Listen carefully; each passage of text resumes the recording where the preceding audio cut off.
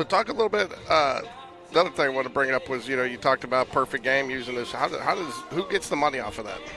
Well, the city, the big part of that, the city gets through sales tax, hotels, restaurants, gas, all that good stuff, and then they get some fees. But we get a little bit of money from Perfect Game, and they pay for somebody from our staff to be out here on site, kind of managing that situation, so we can keep an eye on our stuff. But it's not a ton, but they give us a little bit. I think it buys a few baseballs.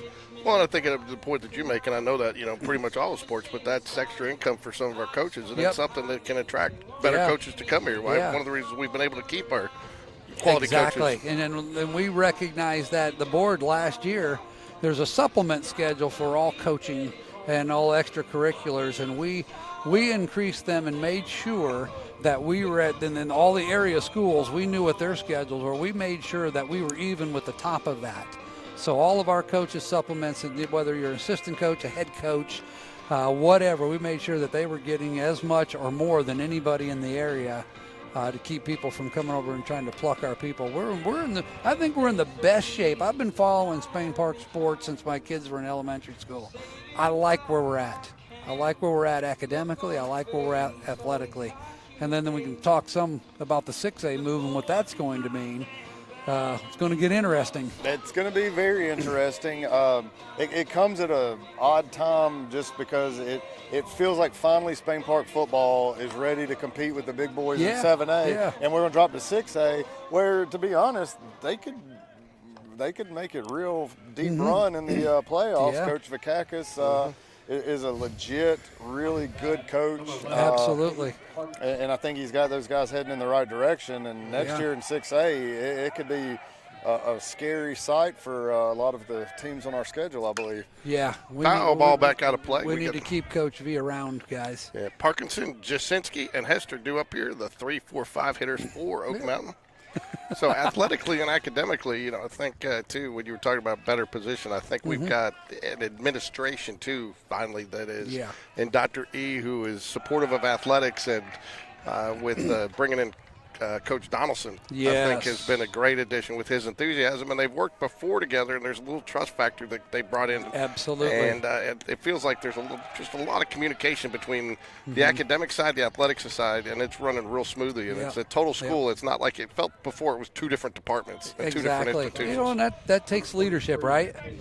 So we had that emphasis to get the academics back after the COVID fall off. And it's almost like we got so focused on it, we forgot about athletics. Well, now we had a year where last year the state report cards, every single school in Hoover City Schools got an A on their report card. Fantastic. Never happened before. Really?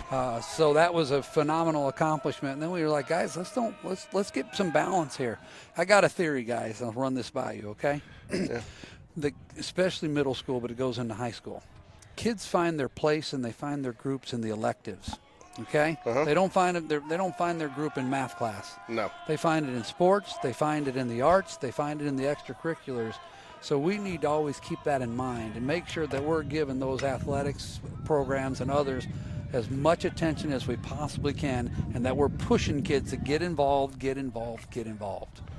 Yeah, I agree with you wholeheartedly. And my kids will tell you they've learned as much from, and it's not a reflection of teachers, they've learned as much from the sports that they've played about life lessons and as well as they have in were you at the basketball banquet the other night too? Did I see you? I was not there. But, that was one of the things that was nice. We did a highlight video for the basketball players that's out there and talk to the players, and that's the thing that we put at the end was what are they going to take away that they learned on the basketball court with Coach Latch that they will help them the rest of their life. And it was amazing to listen. Teamwork, communication, things are going to be hard, just things and perseverance. And it was very impressive to hear what these kids, just their thought process and what they'd really taken away from the basketball program that's going to, because a lot of these kids aren't going to play at the next level. That's right. Great job there by Reese. Honestly, I was thinking about earlier how well the city and the school district is now working together. City and Park and Rec is now working together. And talked to one of the Park and Rec board people today, and he says those territorial lines and those walls are coming down. Yeah, well, I think we got a little bit better balance. That takes time to get, but you got 2 Spain Park representatives on the board now, right? Kind of. And or I wouldn't say representatives, but people that are zoned for Spain Park, and I mean, and then James Young's over at Parks and Rec. That's right. And his daughter here, Jaylee. And again, James is very fair all across the board, but I just think there's just to your point. I also think, again, that's one of the things I was going to mention earlier. Is I think that's one thing that Dr. E has really brought is. It feels like we got a more open and honest and respectful dialogue with the central office now since she's gotten here. Yeah, it's interesting. Personalities and leadership matter. Okay.